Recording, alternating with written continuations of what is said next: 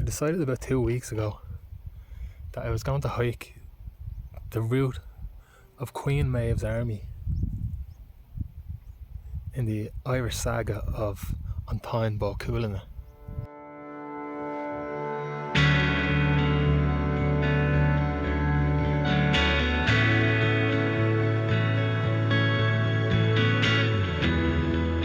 Well, not the entire 560km march across Ireland, but the more achievable 45 kilometres through in the Sliabh of Cuailnge, the Cooley Mountains. The great saga of the Táin begins just after the celebration of Samhain in early November, with Queen Medb of Connacht arguing with her husband King Ailill about who has the most wealth. After counting every possession the two of them owned, they came to realise that Ailill was one prized bull richer than Medb. This couldn't stand with the Queen of Connacht. So after asking around, she discovers an even greater bull than Ailill's in the province of Ulster. It's Medb's quest to obtain that bull that starts a war between Ulster and all the other kingdoms of Ireland. Much to Ulster's disadvantage though, all of the fighting men of the province are cursed with birthing pangs from the goddess Macha, leaving one demigod adolescent alone to fight off all the great warriors of the island. The young and beardless teenager, Cuailnge. Don Cuailnge, the brown bull of Cooley, was so large it said 50 children used to play on its back. Yet, such a gigantic bull managed to evade Medb through the Cooley Mountains until its eventual capture by Queen Medb, leading a search group northwest of the Cooley mountain range. The Cooleys are one of the many famous areas of the 2,000-year-old story, and there's a national waymarked trail here called the Táin Way, although my trail more accurately follows Paul Gosling's revised map of the march. I used this map, which compares Thomas Kinsel's route to Gosling's 2012 revision, to mark out where to go on all trails. So I packed my bag and headed to County Louth.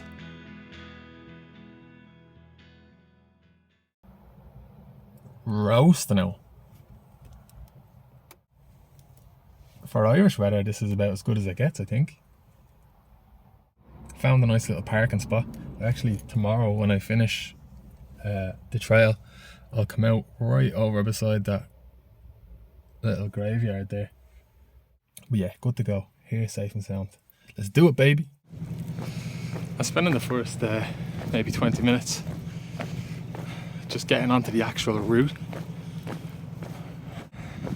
It feels good to be back out doing the thing.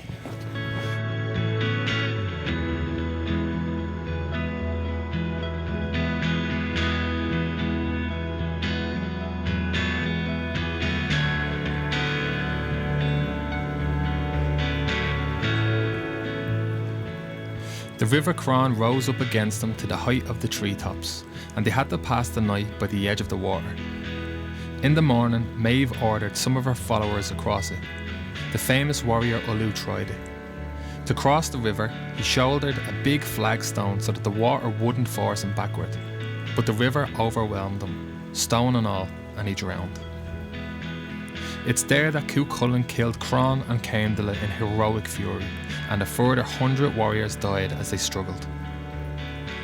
So they went upward along the River Cron until they reached its source. There's a scrap going on up there.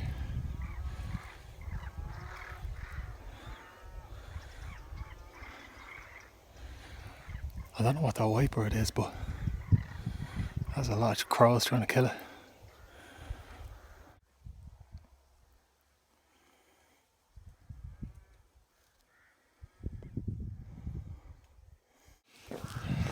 Sliabh na Cloch is believed that it's named so. Well, I actually didn't see this written down, but it makes sense to me. That was the mountain that Cuailnge sat on as Medb's army crossed the ford from Dundalk and landed in the Raid Locha. And it was from that mountain that Cuailnge slung a stone from his sling and killed Medb's handmaiden, who was collecting water near the coast, so some shot. But he mistook the handmaiden for Maeve herself and killed her. And it said that's why Raid Locha is named so, because the handmaid's name was supposed to be Lochu. But most people really think that it's just Plain of the Lakes, because Loch being Irish for lake, which does make more sense. So, you know, there's proper etymology for these places that make more sense, but I like the stories better.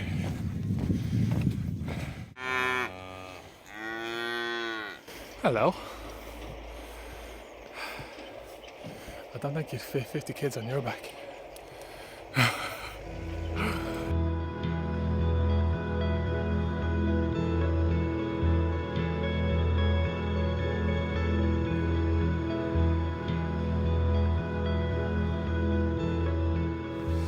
Let's see if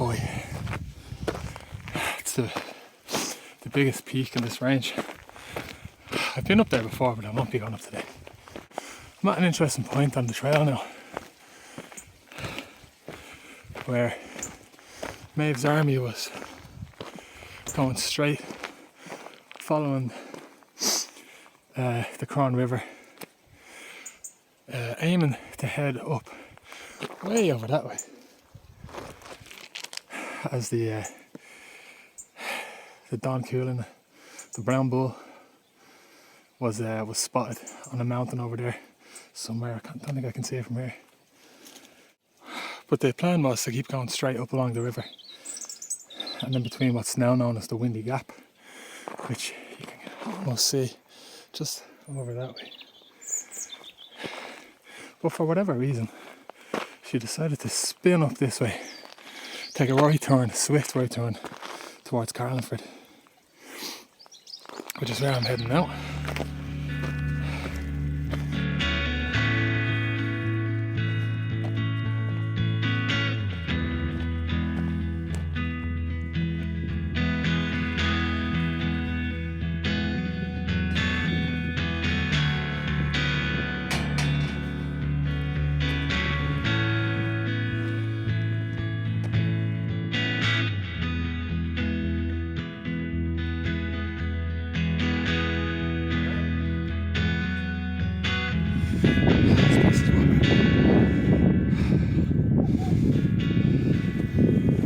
I do have to keep reminding myself of stop thinking about destinations, because I'm following a semi-historical route.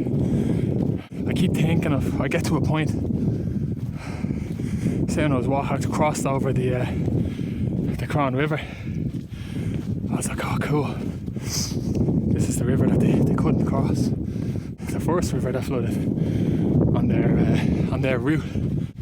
And then I'm like, cool, okay, now I need to get upriver and get to that right turn up into the mountain. Then I stop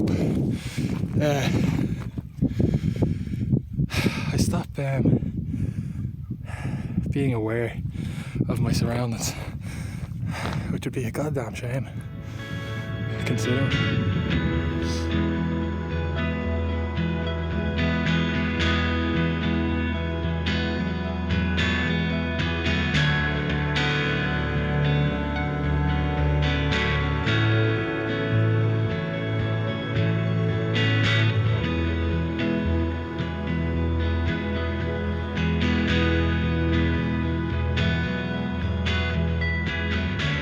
They went upward along the River Cron until they reached its source.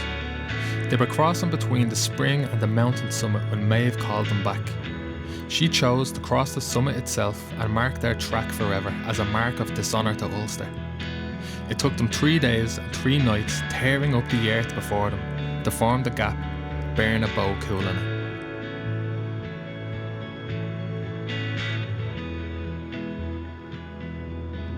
What's actually the name Barnabow in the Cow's Gap? More than likely just is take it literally. These lands have been used for pasture for thousands of years, still are. So if you can bring your cattle up the hill where there's a cut through a peak, probably makes sense that you'd call it a cow's gap. Jeez, it's some gap. More than 3 days digging that out, I tell you.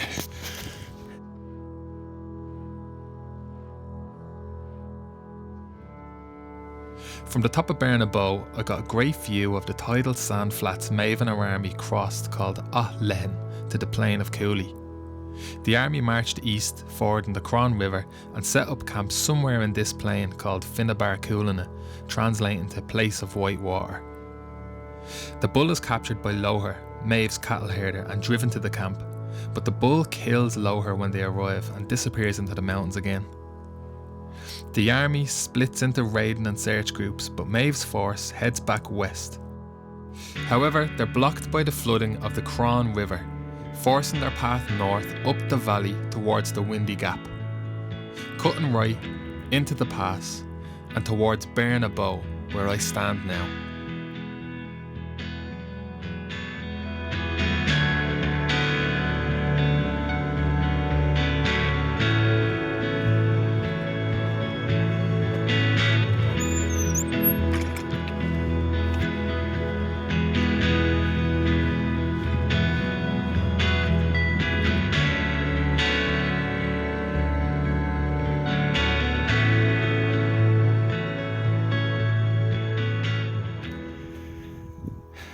This is an abandoned famine village. You can see a few houses here. I'm not sure if it's 2, maybe 3. There's another little laneway coming down there.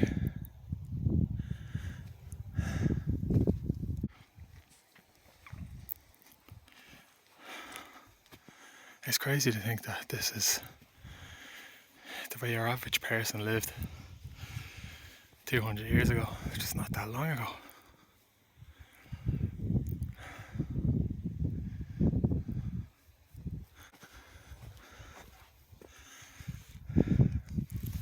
There's your fireplace.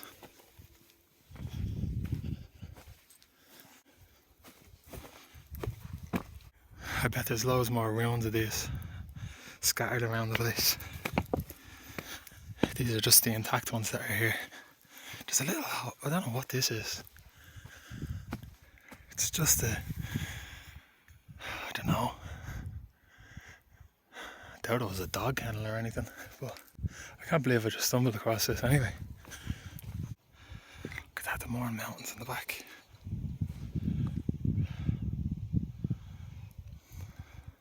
What an amazing spot. And an unfortunate way to live.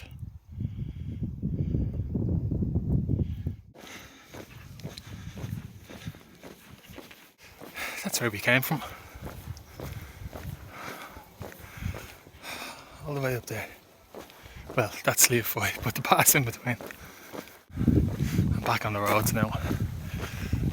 I'll be coming into Carlingford town, which is a gorgeous little town. Some old castles, and there's a mint there. Used to mint coins back in medieval times. I'm gonna get some food. I'm enjoying everything so far.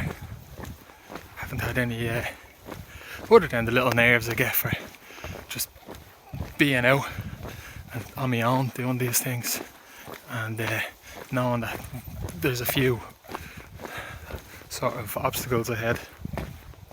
I think the two things that are worrying me the most are getting up and over Cadger's Pad, because it's not rooted.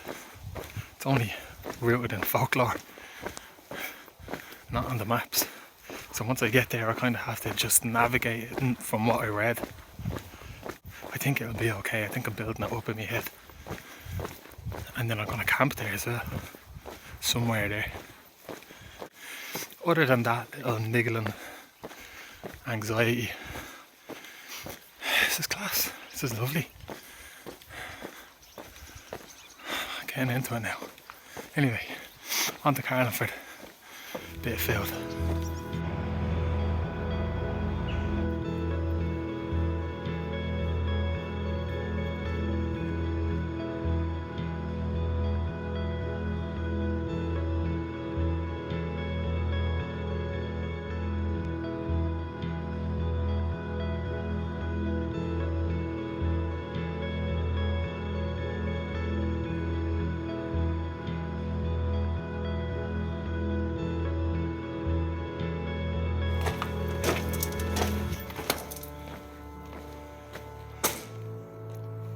It's funny that these would have been monks.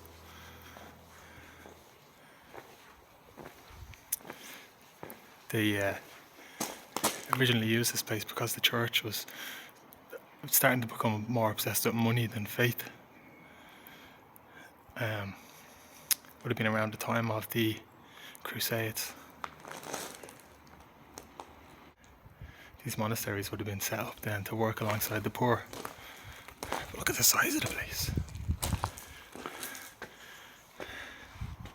This is would have been pretty daunting, pretty intimidating for the local poor folk.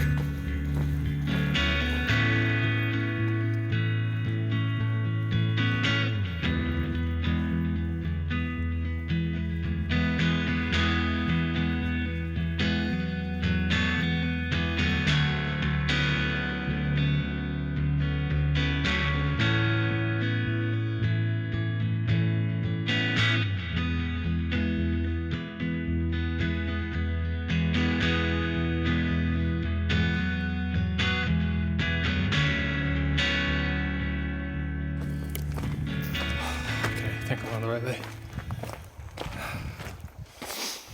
I pit stopped for an hour and a half. Had a good break. I was going to get a chicken fillet roll in the centre, but the deli was closed. So I went to the pub beside Taft's Castle. And I had a pint of Guinness, had some chicken goujons, had some chips. Sitting there reading a book, having a great old time. And then it dawned on me that I hadn't even reached the highest point of the day. I think the highest point is 450 meters-ish. And it's the very last thing I do today. But I left and immediately start going up, like really steep. And the Guinness and the goujons were fighting back. 3:30 now. It starts getting dark at around 8 o'clock. I should have loads of time. Once that pint and the goujons settle down, I should be flying on the bikes.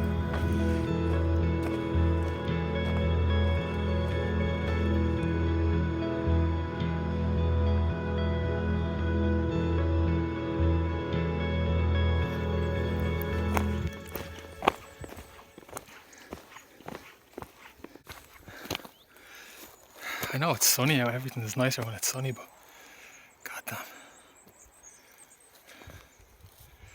This is an amazing trail. You can see just behind me there, there's a pass in between those two mountains there. That's where I'm going. The next day they travelled to the river Cuailnge. Recklessly they tried a crossing, but it too rose against them and bore off 100 of their charioteers towards the sea. Cuailnge, the chariot's meadow, is the name of the place where they drowned. They had to move along the river Cuailnge up to its source. I've made it to Cadger's Pad, which you might not be able to see. It's just behind me there. This used to be a fishing route. Not as in they used to fish here, they used to transport fish here. So down at Queen Medb where I was, where the mouth of the river is, it used to be a big fishing town. The lads would come in with their boats and the fish, and all the women would take the fish and they'd cut up over this mountain and they'd get to Dundalk that way and they'd sell all the fish over in Dundalk. There's some mighty women to be doing this every other day. Because my legs are in bits. Anyway, to the end point. Let's do it. I've seen a few of these remnants of little stone buildings as I've been coming up the Cadger's Pad, and I wasn't sure what they were. I think they're boolie huts.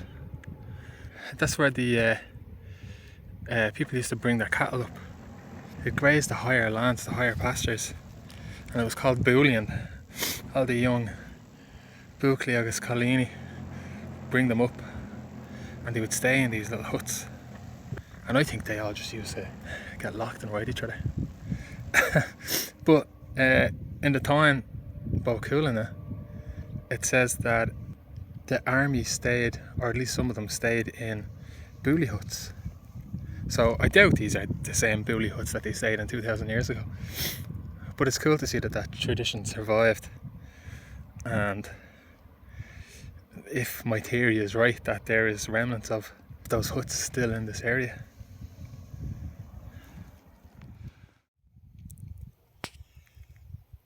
I made it.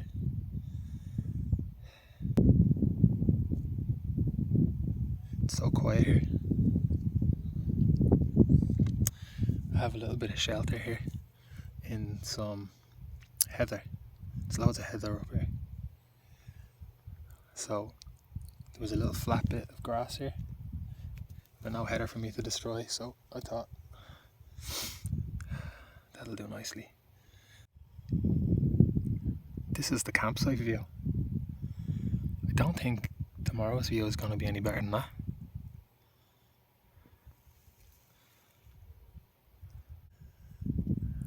I'm going to sit here for another 20 minutes or so, just until the sun really starts to go down, so just in case anybody walks by around.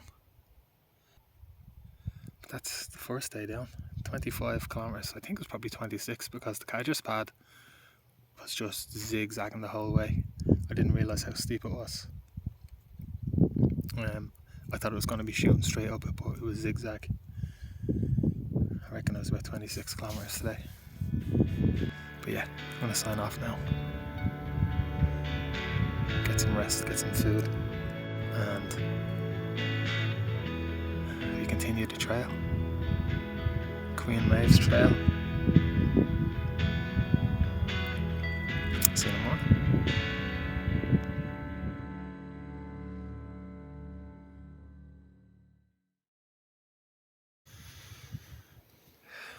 Madden what? The carriage.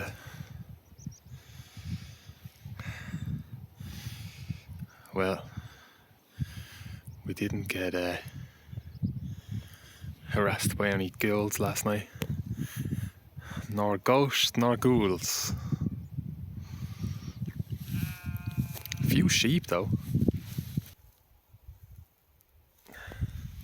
That was last night's hotel.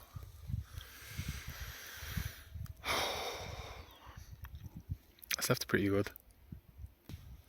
It's 7:15 now. So I reckon I'll be on the move by about 7. Had me muesli, had me coffee. Absolute bonus last night.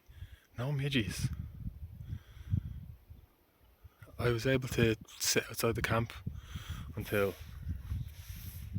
9 o'clock or something. Had me dinner, had a coffee, some dessert.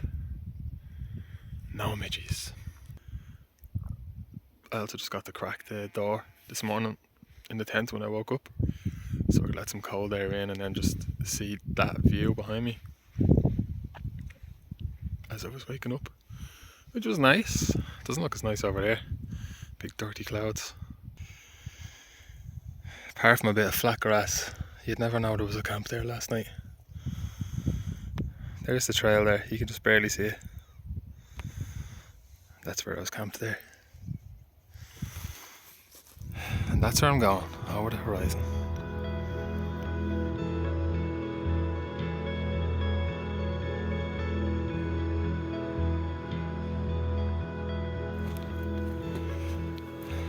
Great bit of landscape for an ambush. Loads of hills to hide behind. Loads of sheep. The amount of sheep in this mountain range is unbelievable. I mean, there's usually a few sheep and deer and even a couple of horses that around sometimes. But I've never seen so many sheep on a trail in my life. They're just everywhere. Not against them, there's one staring at me over there. Just loads of them.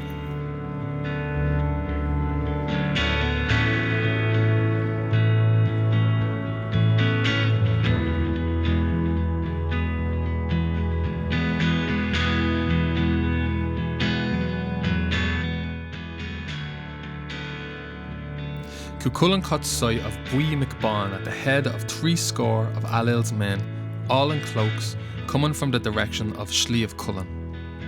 They had the bull with them, surrounded by 15 heifers. Cuchulainn went up to them. "Where did you get these cattle?" Cuchulainn said. "From that mountain there," the leader said. Cuchulainn went to the ford after them in 3 great strides and spoke again, saying to their leader, "What is your name?"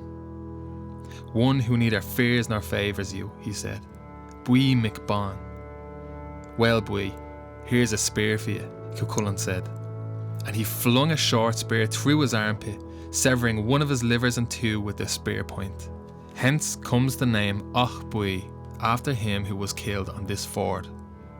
But they got the bull into the camp. It seems a bit of a shame that I could do this whole route and not go to the place where the bull was found. I mean, I'm not hiking over there. It's a good jaunt. But when the army left Fianna Cuailnge, they split up into a bunch of different search parties, more or less. And that's where one of them went. They were told that the bull had headed towards Dove Corra, I think. The Black Cauldron, which is near where I am now. They were given a tip that it was seen that way. And it ended up all the way over there on Sliabh Cullen.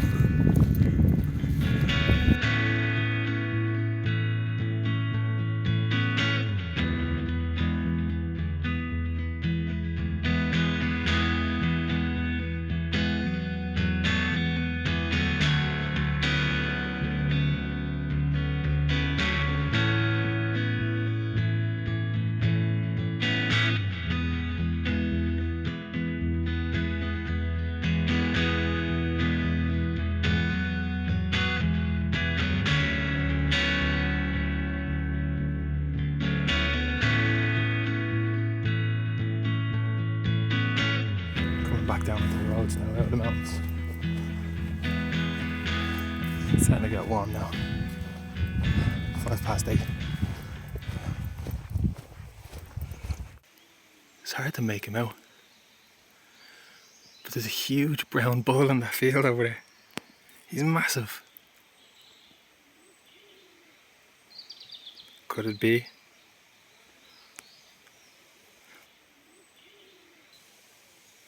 Look at the size of him.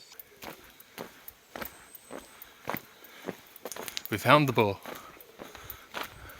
Can you believe it?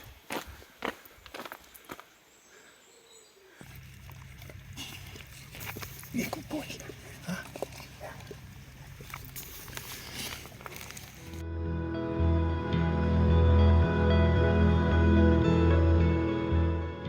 At this point in the trail, I depart from Queen Medb's route with a view of the 2 hills, Drumfeine and Auchinne, to the west. Auchinne, the rocky peak directly behind Drumfeine from where I stand, is where Cuchulainn killed the great warrior Nad Crantal. Firstly, by letting his spear fly so high that it dropped on Nad Crantal's skull, pinning him to the earth. Cuchulainn then sprang onto the shield of Nad Crantal, struck his head off, and struck again downwards from neck to navel, leaving the great Nad Crantal in pieces on the hill of Auchinne. Cuchulainn chanted, "Nad Crantal is no more. The fight grows furious. I could meet at this moment a third of Maev's men. However, Maeve and her men skirted around the south side of Drumfeine towards Ballymascanlon, with their bull heading back west. Meanwhile,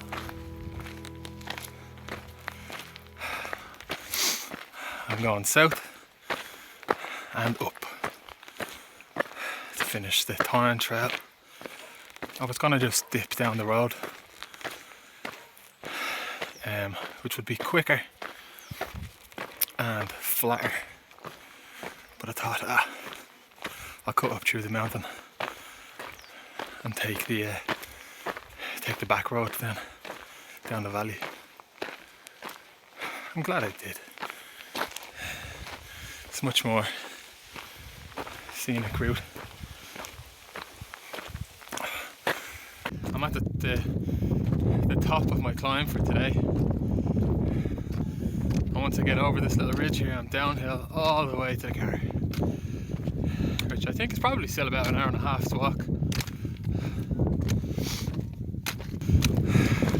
Had a tin of mackerel. Mackerel is little tin of mackerel, man. I sound like such an owl lad. You lash a tin of mackerel into you when you're feeling a bit iffy on a hike, and it's like Popeye down on a tin of spinach. You jump up and it's all the fat and salt in it, ready to go. But that got me up the mountain there. That's it. I'm at the peak now.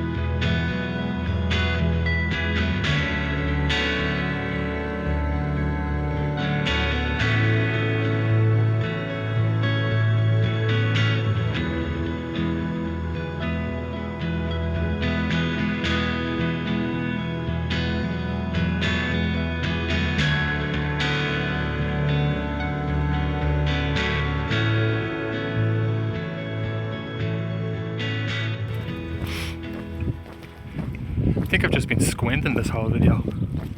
It's been so bright. I'll give a brief conclusion now that I'm coming to the end of the walk. It's literally just down the end of this road here and then I'm at the car. Physically it was very tough. I think I just didn't do adequate training coming up to it. I usually just do some more walks and some, not even necessarily altitude, but just long walks. In conclusion on the route of the army that I followed, everything made sense.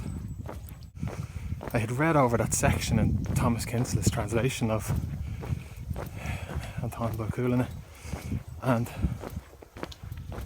I can see why he thought that his route was correct, and I can see why Paul Gosling thinks his route is correct. And it all really comes down to the Windy Gap and the gap of the cow, Bernabó. It doesn't logically make sense for Maeve to just call on everybody to add another 25 kilometres to the route that they have to take. And they know they got a tip that the bull was over near the Black Cauldron, which is where I was this morning. If you just track up the Windy Gap and you cut left, you're there in half the time. I like the story of going over Bernabó and chopping the top out of it. It's just over there.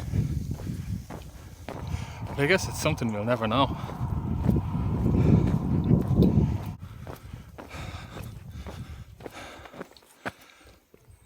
A little fall. Oh yeah. Did I spook you?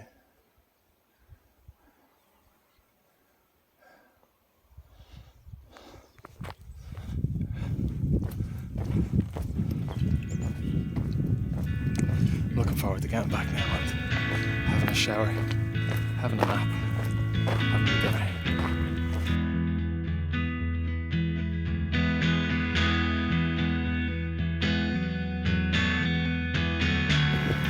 Yeah, as much as I love going on these hikes and these multi-day trails and stuff, there's nothing like getting back to the car, getting the gear off you, getting home.